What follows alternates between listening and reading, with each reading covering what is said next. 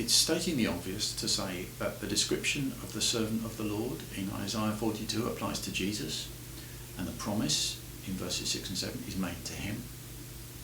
We should be equally clear that both the description and the promise also apply to the followers of Jesus, to us.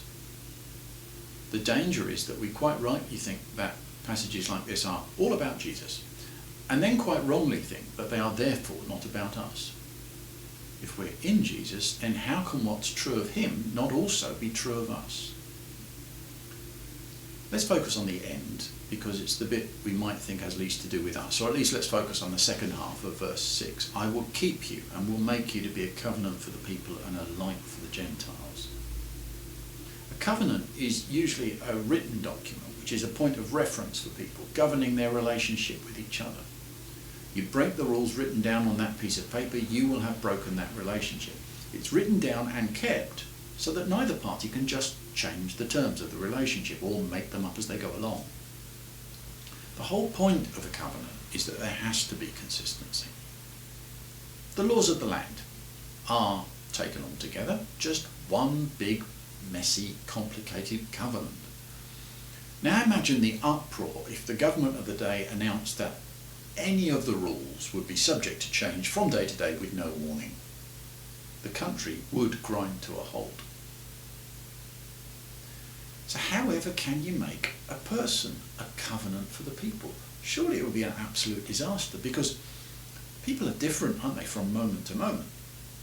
The person who is all sweet-tempered patience when well-rested and well-fed can be an altogether different proposition when you come across them tired and hungry. But Jesus can say, anyone who has seen me has seen the Father. John 14:9. And he was tempted in every way just as we are, yet was without sin. Hebrews 4:15.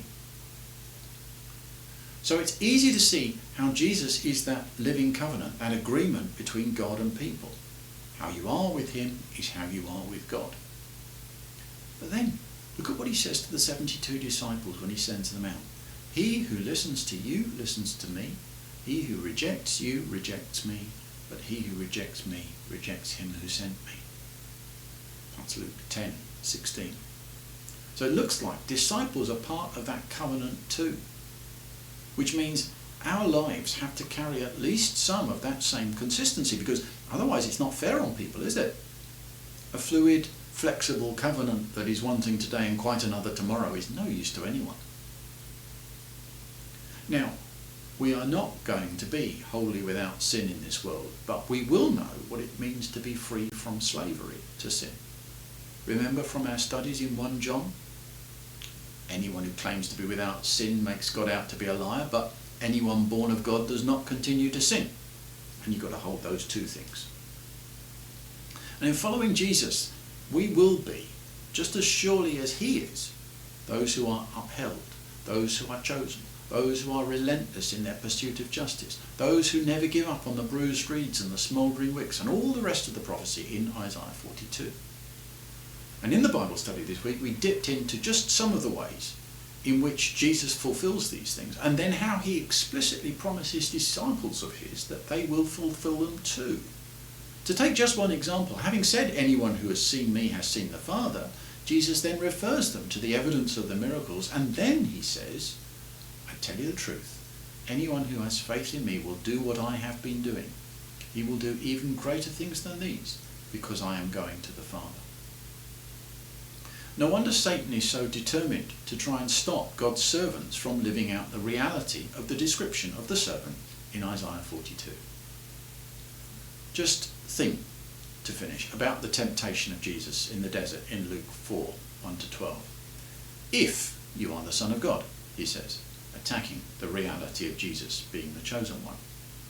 Tell this stone to become bread, he says, attacking the reality that God's servant is upheld by God. His is not a self-sufficient ministry. He offers him all the kingdoms of the world and their splendour, anything to turn the servant of the Lord into just another big-noise dictator, bowing down to the powers that be. And then he tempts him to set a test for God, which of course would undermine immediately all the delight in the relationship. But Jesus is having none of it. And neither should we.